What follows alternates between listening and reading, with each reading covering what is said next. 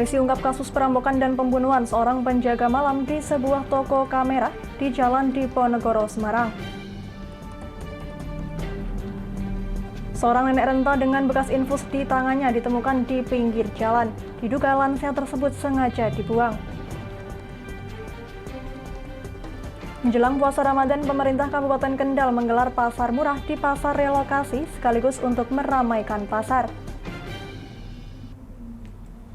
Selamat sore pemirsa, bersama saya Amanda Soraya, inilah Jateng hari ini. Seorang nenek dengan kondisi yang sudah renta ditemukan di pinggir Jalan Raya Pantura, Bangsri, Brebes. Disinyalir nenek tersebut sengaja dibuang dan saat ini tengah menjalani perawatan di RSUD Brebes.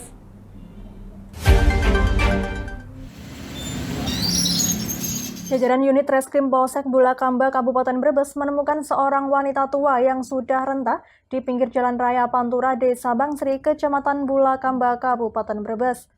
Diduga nenek yang saat ditemukan dengan kondisi tangan bekas infusan tersebut sengaja dibuang di tempat yang sepi dari keramaian. Polisi pun akhirnya mengevakuasi nenek malang itu ke RSUD Brebes untuk menjalani perawatan tim medis. Saat menjalani perawatan, yang bersangkutan masih kesulitan untuk diajak berkomunikasi. Namun saat ditanya, dirinya mengaku bernama Ruri asal dari Lampung. Sementara Direktur RSUD Brebes Rasipin mengatakan, kondisi pasien saat ini sudah semakin baik setelah ditangani oleh tim medis.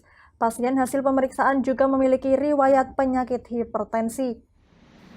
Saat ditensi memang tensinya tinggi. 180/100. Jadi diagnosis kerjanya hipertensi. Tapi ini sudah dirawat di ruangan teratai oleh dokter spesialisnya di dalam kami, dokter fisiologi di dalam, dan dari sepantauan ya alhamdulillah sudah ada perkembangan membaik ya, walaupun pasien masih mengatakan mau lemas gitu. Untuk kasus dugaan pembuangan wanita tua ini, hingga kini masih ditangani polisi untuk mengungkap pelaku pembuangan dan mencari identitas yang bersangkutan.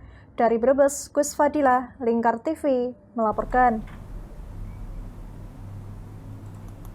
Kasus perampokan yang disertai dengan pembunuhan penjaga malam toko kamera di Jalan Diponegoro, Semarang diungkap oleh petugas Subdit Jatantras, Direktorat Reserse dan Kriminal Umum Polda Jawa Tengah. Pelaku perampokan yang menyebabkan jatuhnya korban tersebut adalah seorang pria warga Kebumen, Jawa Tengah yang sudah merencanakan dan mengincar berbagai barang di toko kamera tersebut.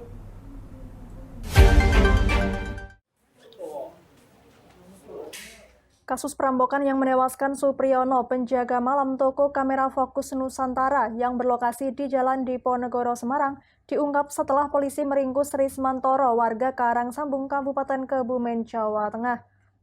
Pemuda 24 tahun ini ditetapkan sebagai pelaku tunggal perampokan yang disertai aksi pembunuhan. Tersangka ditangkap hari Selasa 29 Maret hanya berselang jam usai beraksi. Polisi melakukan penyergapan di jalan saat tersangka dalam perjalanan pulang mengendarai sepeda motor. Perampokan itu bermula dari kedatangan pelaku yang berpura-pura meminta izin kepada korban untuk menginap di sekitar lokasi toko. Korban yang menjaga area luar pertokoan seorang diri itu pun mengizinkan dan sempat memfoto pelaku dan kartu identitasnya, lalu mengirimkannya ke WhatsApp grup petugas keamanan. Foto pelaku yang beredar di WhatsApp grup itulah yang akhirnya mempermudah polisi dalam melakukan pelacakan. Tapi yang jelas berdasarkan pemeriksaan, penyidikan, dan saat penangkapan pelakunya adalah Rismantoro. Adapun yang bersangkutan sudah merencanakan dari awal untuk melakukan pencurian. Hal ini dapat dibuktikan setelah proses pemeriksaan singkat dan langsung bisa disampaikan barang bukti yang ada, baik itu hasil, alat, maupun perlengkapan lainnya. Saat kejadian, pelaku yang memang sudah merencanakan perampokan memukul korban dengan batu hingga korban terkapar. Tak cukup itu, korban juga ditusuk berulang kali dengan pisau yang telah disiapkan. Setelah korban terkapar, tersangka yang sempat membawa alat las gagal membuka pintu depan toko, lalu masuk dari bagian belakang dengan menjebol atap lalu menggasak sejumlah kamera. Rencana barang ini mau kau jual kemana? Dipakai, Pak. Segini banyak dipakai. Mungkin kalau kebutuhan sebagian dijual. Sudah ada yang dijual mas? Belum ada. Untuk motret-motret sendiri mas berarti? Kenapa mas alasannya ambil kamera mas?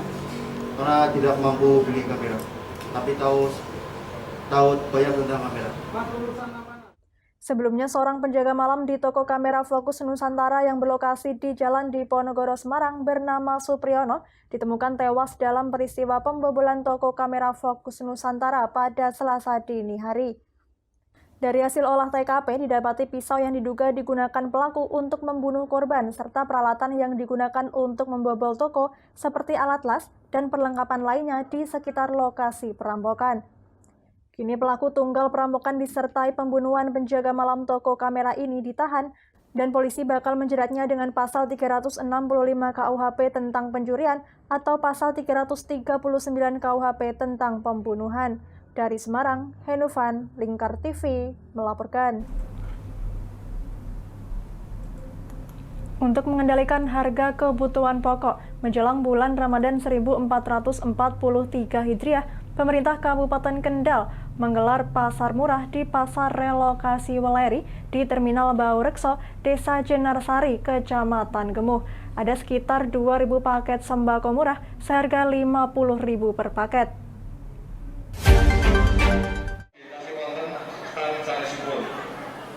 Untuk menstabilkan harga khususnya minyak goreng, pemerintah Kabupaten Kendal menggelar pasar murah di Pasar Relokasi Weleri yang ada di Terminal Baurekso, Kendal. Ada sekitar 2.000 paket dijual dengan harga murah, per paket Rp50.000, isinya bervariasi, ada 3 macam termasuk bumbu dapur.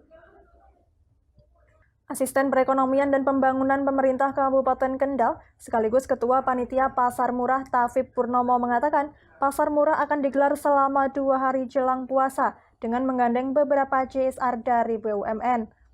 Namun tidak semua masyarakat bisa membeli bebas pada hari pertama, harus menggunakan kupon, namun pada hari kedua bebas tanpa menggunakan kupon. Dijelaskan pasar murah yang digelar ini bertujuan sebagai sarana pengendalian harga kebutuhan pokok menjelang bulan Ramadan. Selain itu tujuannya untuk meramaikan pasar relokasi yang hingga saat ini masih sepi pembeli.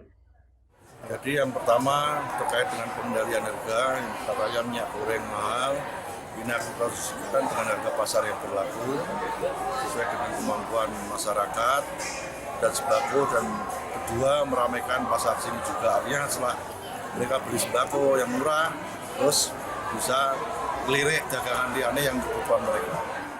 Selain ada pasar murah di pasar relokasi, juga diadakan vaksinasi dan pembagian BLT kerjasama dengan Polres Kendal, tujuannya untuk meramaikan pasar relokasi yang selama ini dikeluhkan pedagang sepi. Dengan adanya pasar murah dan pembagian BLT, diharapkan bisa meramaikan pedagang di pasar relokasi.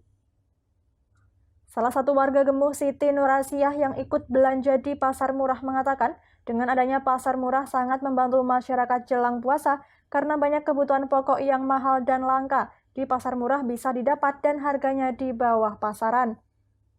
Alhamdulillah dapat membantu supaya bisa, ini kan mau menjelang puasa, bisa buat berbuka gitu. Harga murah gitu, alhamdulillah. Satu paket ini saya pilih yang telur 1 kilo, gula 1 kilo, sama minyak 1 liter, Pak. Rencananya Pemkab juga akan mengadakan berbagai kegiatan selama puasa di pasar relokasi dengan tujuan meramaikan pasar. Bahkan Bupati Kendal Diko M. Ganinduto juga ikut melihat langsung pelaksanaan pasar murah di pasar relokasi Weleri. Selain itu, pemerintah kabupaten juga akan memberlakukan bus Transjateng tidak hanya sampai di Terminal Baurekso, namun diperpanjang sampai Taman Kota Weleri, sehingga para pedagang jika ingin ke pasar terbantu transportasi bis Transjateng sampai ke Weleri. Dari Kendal, Muhammad Arya, Lingkar TV, melaporkan.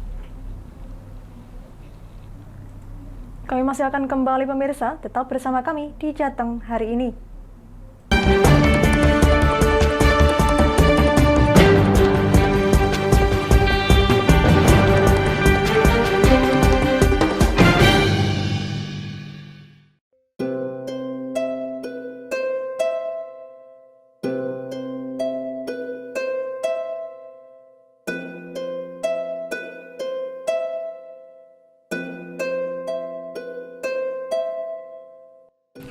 Wah iki yo siaran TV apik temenan. Filme cocok karo suasanane. Elah. Lah bro ngene iki awan-awan kok. Iki lho nonton TV, Kang. Wah, kenal nedan kowe wong kenang delok HP kok delok TV piye? Wah, kurang update kowe iki, Kang. Lho, maksudnya piye kok ngarani aku update itu? Iki lho delok aku nonton TV tenan. Apa kira nonton HP? Wong delok HP ngono kenal nedan apa iki. Iki lho delok siarane. Lho, kok iso ya? Yo TV apa? Jenenge Lingkar TV, Kang. Saiki erane TV kok ngene iki. Kok Lingkar TV nek diae awak dhewe panggone iso nonton TV lewat HP. Kok ngene iki. Ana film-film ngene iku ya? Iya, filme apik-apik kaya ngene iki. Nah, awak dhewe nek sawah leren mbut gawe iso leren ndelok film-film ngene iki. Padha iso ngene iku. Iso, ora ketinggalan karo cah-cah kae. Duh. HP ku kok ora iso tak nggo ngono piye carane iki? Ki lho Rip, tak doi carane. Piye? Kowe buka Play Store. Play Store, Mas. Yo iku pokoke. Play Store apa? Ketik Lingkar TV. Engko lek wis ngono, klik install. Nah, engko wis ana metu menune Lingkar TV karek ndelok siaran apa ae. Film-filme apik-apik. Berarti film channel Lingkar TV metu nang kene kabeh ra? Iso. Filme wah cocok karo suasana cara didelok ngene. Oh, wis iki iso iki. Iya metu kabeh ngene TV wah. Iya. Ondiange ya. Mangkane Lingkar TV filme apik-apik kabeh. Iya, aku ngene kok. Lagi reti iki aku malah. Sekolah ana bocah-bocah ajak ndelok. Heeh, ben seru nang kene ya, kawan. Wabek. Rene lo. Tak deloki apik-apik ana film Josh iki.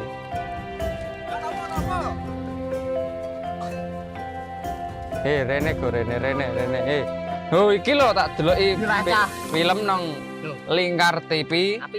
Solutif dan terpercaya. Tonton siaran Lingkar TV melalui aplikasi Lingkar TV di Play Store. Dengan cara ketik Lingkar TV di pencarian Play Store,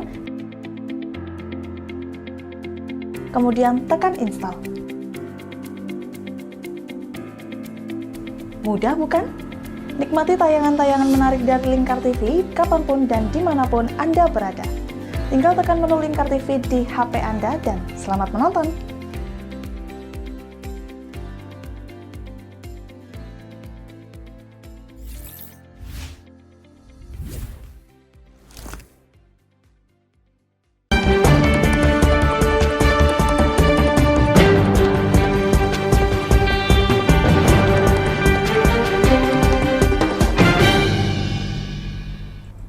Masih bersama Jateng hari ini pemirsa, menjelang masa purna tugas menjadi Bupati Pati pada bulan Agustus mendatang, Bupati Pati Haryanto mengungkapkan bahwa dirinya tidak mau meninggalkan beban hutang kepada daerah.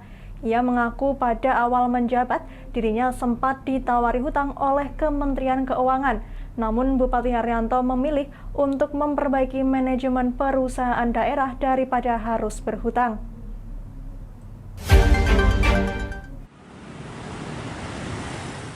Pada sambutannya dalam acara Musrenbang pembentukan RKPD Kabupaten Pati tahun 2022, Bupati Pati Haryanto mengungkapkan bahwa di akhir masa jabatannya, ia sama sekali tidak meninggalkan beban hutang kepada daerah. Ia menegaskan bahwa selama 2 periode menjabat, Bupati Haryanto lebih memilih memperbaiki manajemen BUMD daripada harus berhutang.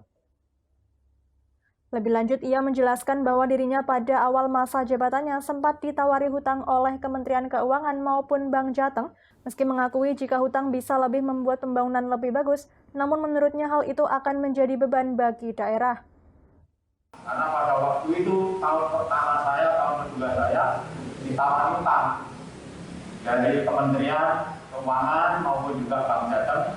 Setelah paparan ini, kemudian saya itu daripada saya beban nanti statusnya bagus tapi beban saya, karena harus melibatkan dari semua unsur, akhirnya tidak saya ambil. Bupati Haryanto mengungkapkan bahwa ia lebih memilih memperbaiki manajemen perusahaan daerah atau BUMD daripada harus berhutang. Lebih lanjut, ia memberi contoh seperti BPR BKK Pati dan juga Perumda Air Minum Tirta Bening yang sebelumnya merugi selama belasan tahun akhirnya bisa mencatat laba setelah diperbaiki manajemennya. Susah payah saya, mulai dari BKK yang tadinya 4 pinggangnya itu pakai rantai, ya. Kemudian saya benahi bersama Pak Pujo pengawasnya, alhamdulillah mulai 2019 sudah memberikan dividen.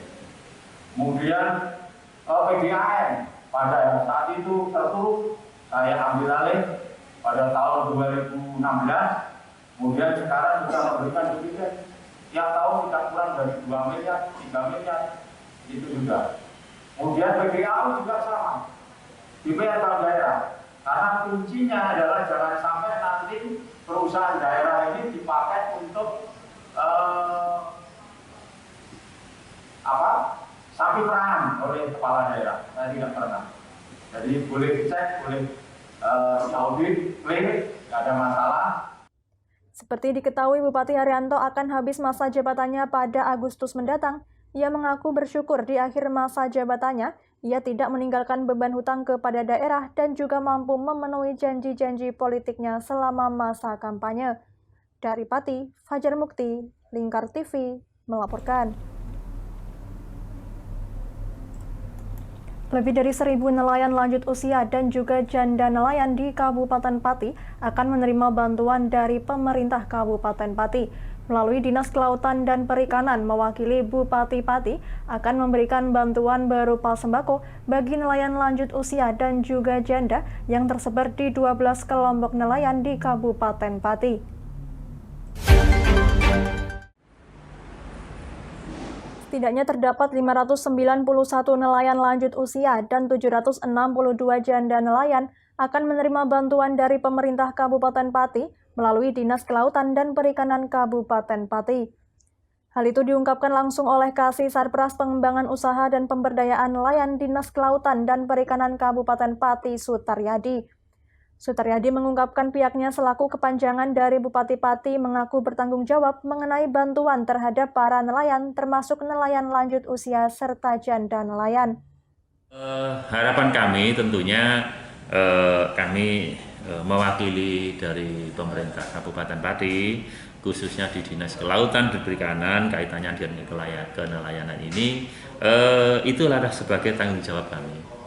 Ya, kepanjangan dari beliau Bapak Bupati, kami akan bertanggung jawab dan selalu mentaati apa yang menjadi aturan dan tanggung jawab kami. Salah satunya tadi kaitannya dengan bantuan-bantuan. Lebih lanjut, Sutaryadi mengungkapkan bahwa bagi penerima bantuan nantinya harus melalui beberapa syarat, yaitu harus tertera pekerjaan nelayan di KTP dan berdomisili di wilayah pemerintahan Kabupaten Pati. Dasar kami adalah KTP khusus yang nelayan aktif dan jumbo, ya toh, itu pekerjaan nelayan berdomisili di wilayah pemerintah Kabupaten Pati. Jadi kalau di KTP itu domisilinya luar Kabupaten Pati, walaupun bekerja di Pati, nuwun sewu kami tidak bisa mengadopsi itu. Karena ini adalah murni anggarannya dari pemerintah Kabupaten Pati. Sebelum daftar penerima bantuan tersebut ditetapkan melalui surat keputusan Bupati Pati, Sutaryadi mengungkapkan bahwa pihaknya harus mengkonsultasikan serta memvalidasi ke pihak Disdukcapil Kabupaten Pati. Sehingga menurutnya daftar penerima yang masuk dalam surat keputusan Bupati nantinya benar-benar valid dan layak untuk mendapatkan bantuan. Dari Pati, Fajar Mukti, Lingkar TV, melaporkan. Jangan kemana-mana pemirsa, kami akan kembali usai jeda pariwara. Tetap bersama kami.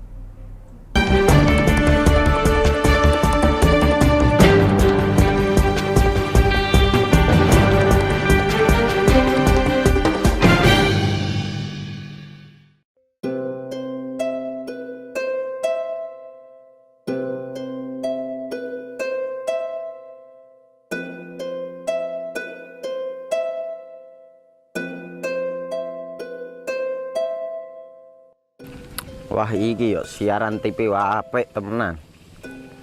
Filme cocok karo suasanane.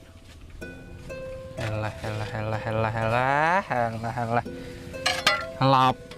Boleh bro ngene iki awan-awan kok. Iki lho nonton TV, Kang. Wah, kenal nedan kowe wong genang delok HP kok delok TV piye?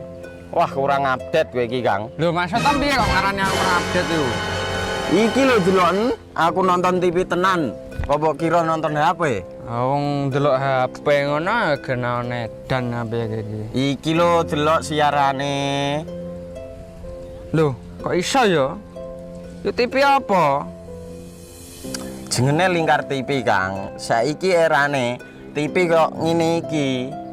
Kok Lingkar TV nek dia awak dhewe panggone iso nonton TV lewat HP. Kok ngene iki. Ana film-film ngene iku ya? Iya, filme apik-apik kaya ngene iki.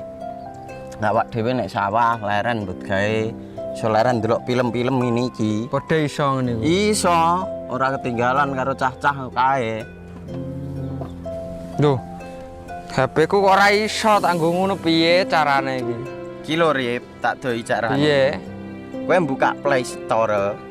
Play Store, Mas. Yo iku pokoke. Play Store apa? Ketik Lingkar TV.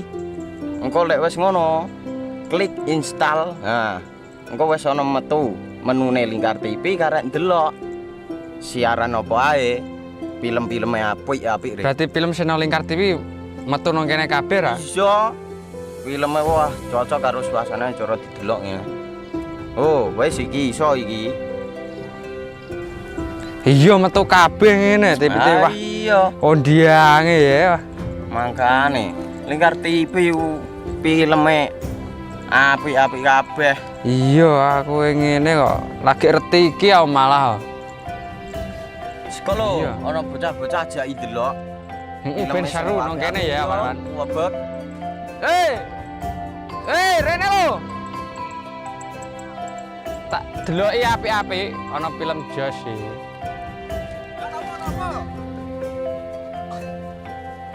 Rene go Rene. Oh iki lho tak deloki film nang Lingkar TV. Solutif dan terpercaya. Tonton siaran Lingkar TV melalui aplikasi Lingkar TV di Play Store. Dengan cara ketik Lingkar TV di pencarian Play Store, kemudian tekan install. Mudah bukan? Nikmati tayangan-tayangan menarik dari Lingkar TV kapanpun dan dimanapun Anda berada. Tinggal tekan menu Lingkar TV di HP Anda dan selamat menonton!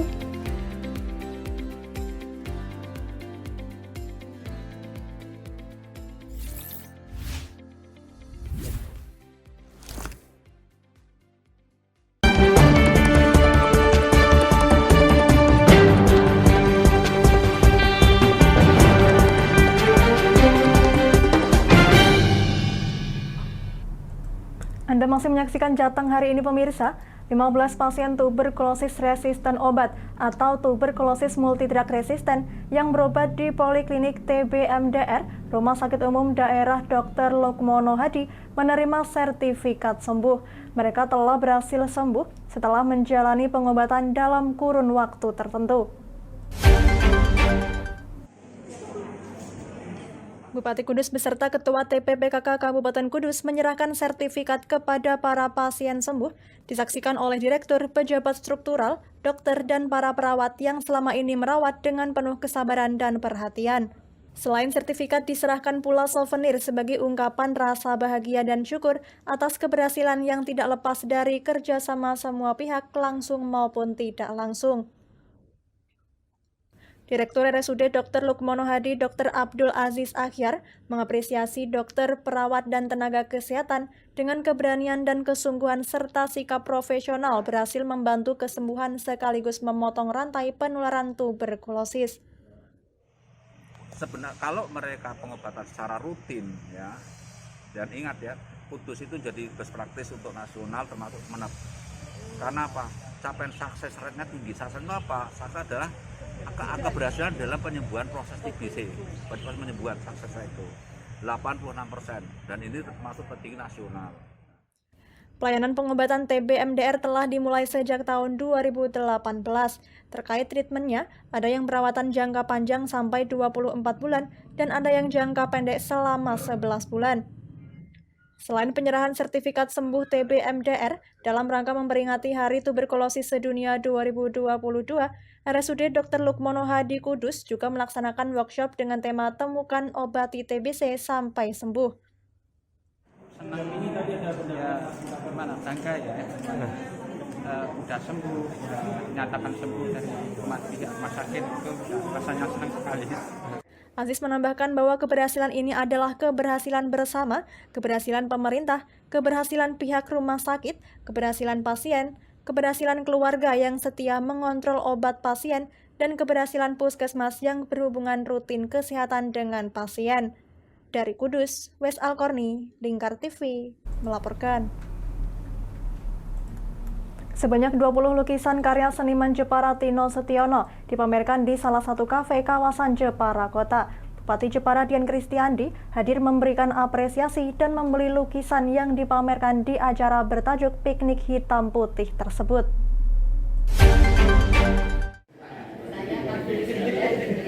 Bupati Jepara Dian Kristiandi atau yang biasa disapa Mas Andi mengapresiasi pameran lukisan bertajuk Piknik Hitam Putih.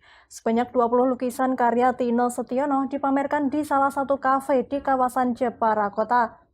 Pameran lukisan ini membuktikan bahwa pandemi COVID-19 tidak mematikan kreativitas seniman Jepara. Hal itu terbukti dari lukisan yang dipamerkan merupakan karya-karya baru.